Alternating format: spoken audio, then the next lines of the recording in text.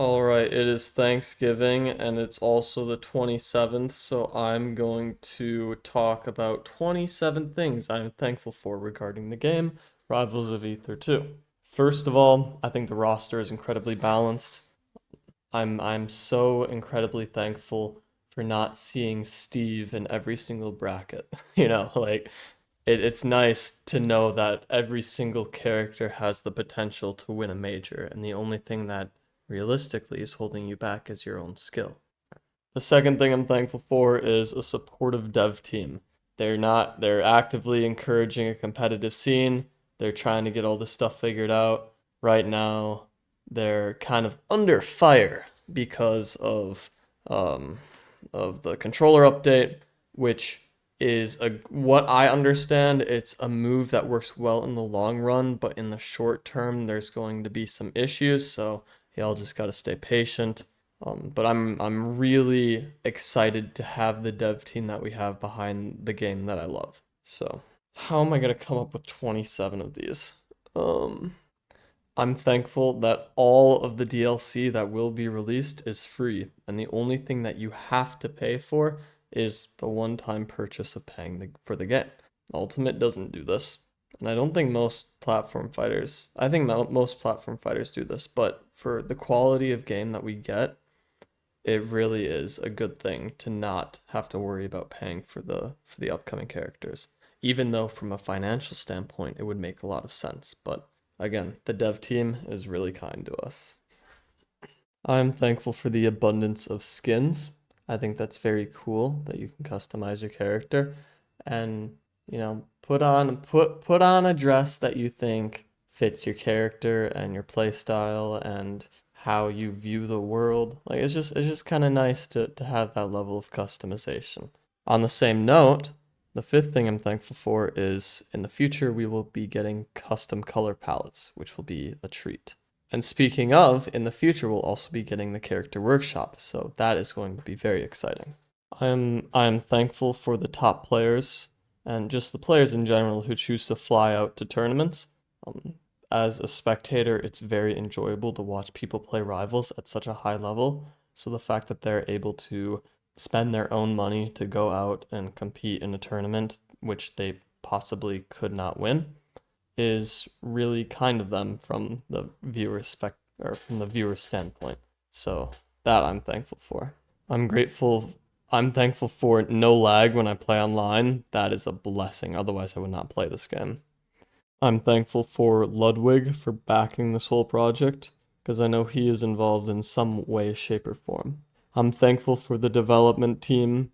I'm thankful for them putting up with the negativity that I see oftentimes in the community that I believe is not warranted to the level that it is. So I appreciate that the developing team is sticking through all the negativity and continuously trying to improve the game instead of getting discouraged. I'm thankful for advanced movement options in this game. It creates a high skill ceiling, which I think makes watching the game more fun and learning the game more fun. Branching off of that, I think that the character specific tech is really interesting as well.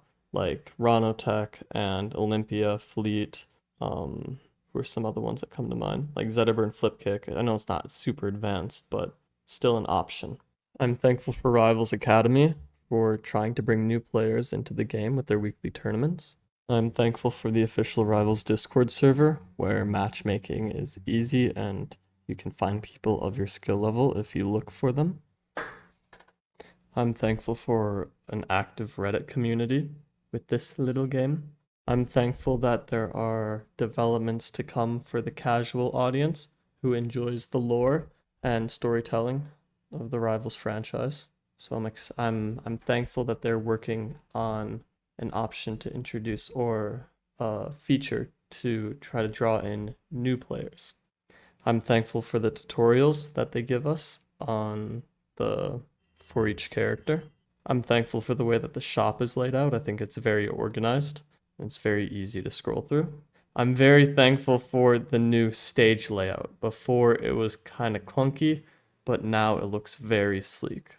I also am thankful for the time that the dev team is putting in to create different skins for the stages as well, not only for the characters. I'm thankful for the creativity of the characters. Instead of having a bunch of characters that are very similar to one another, each character is almost completely different from other characters.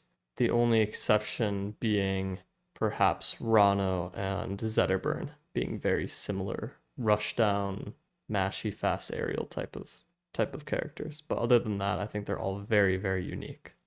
I'm grateful for tournament organizers who allow people to compete and allow people to watch people compete. I'm thankful for the player base in Brazil because that's where I'm at right now. So I'm thankful for the ability to find games on ranked. I'm thankful for the ability to ban stages after you win because I'm not interested in playing Air Armada every single time. Also, I'm very thankful for the way that online, or at least ranked, is set up, how it's a best of three, instead of it just being one match and then you move on. I'm thankful that Rivals has green screen, the ability to create a green screen when you play in training mode, I believe, for content creators. Lastly, I want to say I'm thankful for the effort that they put into the lore behind these characters, not only the gameplay itself. Okay, cool. So I was able to find 27 things I'm thankful for. I encourage you to write down what you're thankful for in the comments below. And yeah, that's all I have to say. I hope you guys have a great day, great Thanksgiving, eat lots of good food, and I'll talk to you later. Bye.